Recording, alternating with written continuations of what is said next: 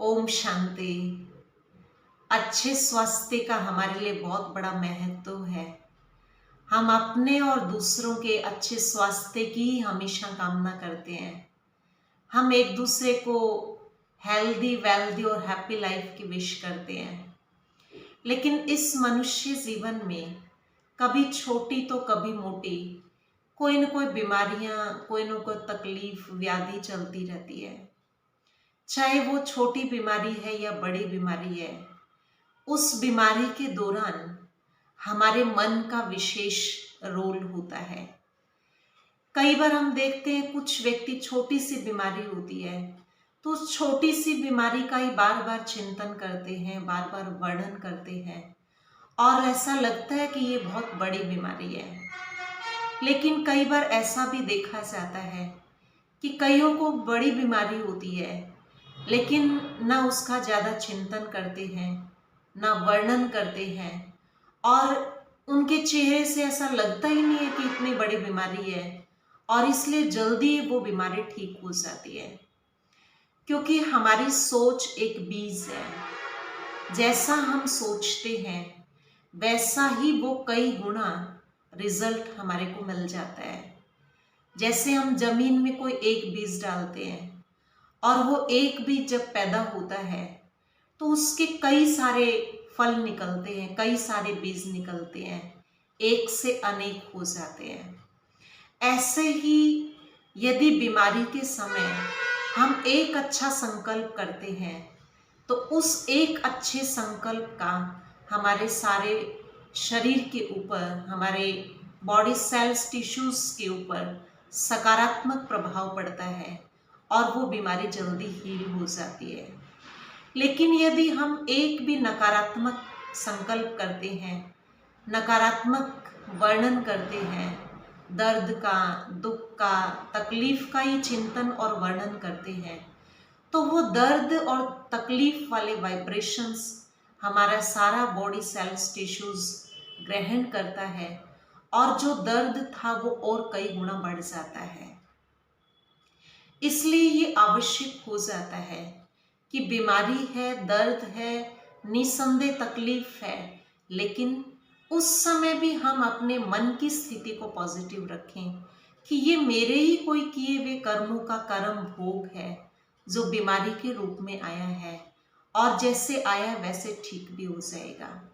हमेशा परमात्मा पिता हमें सिखाते हैं कि ये कर्म भोग है जो बीमारी के रूप में आया और कर्म भोग को हमें कर्म योग से परिवर्तन करना है, समाप्त करना है। तो बीमारी के समय यदि हमारी सोच सकारात्मक है, अगर हमारे मन की स्थिति पावरफुल है, यदि परमात्म चिंतन कर रहे होते हैं तो वो मन की शक्ति उस बीमारी को जल्दी ठीक करने में समर्थ हो पाती है। कई बार यदि बच्चों को थोड़ी सी भी बीमारी होती है तो पेरेंट्स इतनी चिंता में डूब जाते हैं, इतने फिक्र में डूब जाते हैं कि वो छोटी सी बीमारी भी बहुत ज़्यादा प्रभावी हो जाती है। इसलिए एक चीज़ का ध्यान रखना है कि बीमारी के समय भी हम इस तरह का अच्छा संकल्प कर सकते हैं कि ये बीमारी मुझे रेस्ट देने के लिए आई है, मुझे कष्ट देने के लिए नहीं आई है।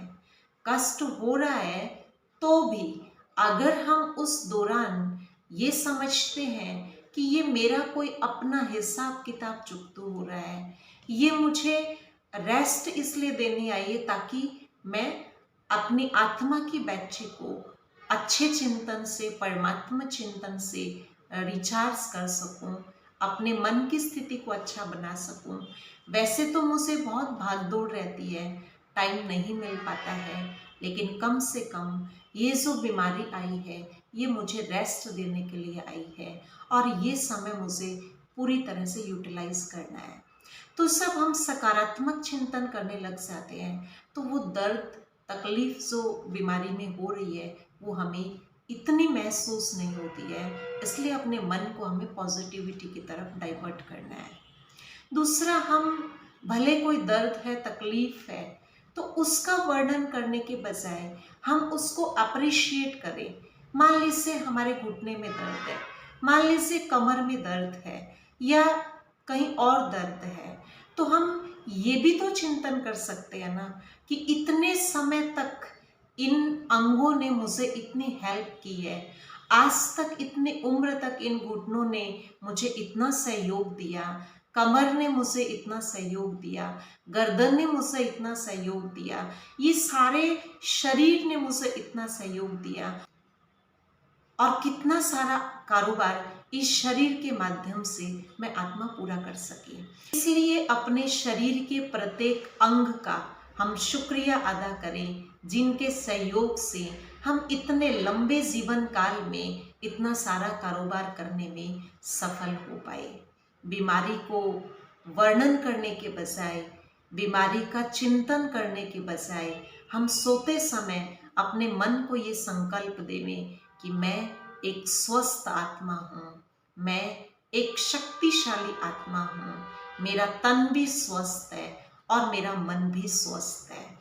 जब हम स्वास्थ्य का चिंतन करेंगे तो वो स्वास्थ्य के वाइब्रेशंस वातावरण में फैलते हैं, वो स्वस्थ हों वाइब्रेशंस हमारे सारे शरीर में जाते हैं और हम जल्दी सहजता से स्वस्थ हो जाते हैं।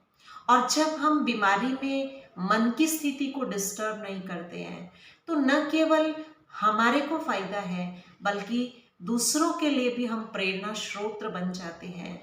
दूसरे भी हमसे सीखते हैं कि इनकी मन की स्थिति इतनी अच्छी है, ये कभी भी डिस्टर्ब नहीं होते हैं, तो उनको भी हमसे सीखने को मिलता है और उनके लिए भी फायदा होता है, हमारे अपने लिए भी फायदा होता है। इसलिए हमेशा कर्म योग से कर्म भोग को हमें चुकता करना है।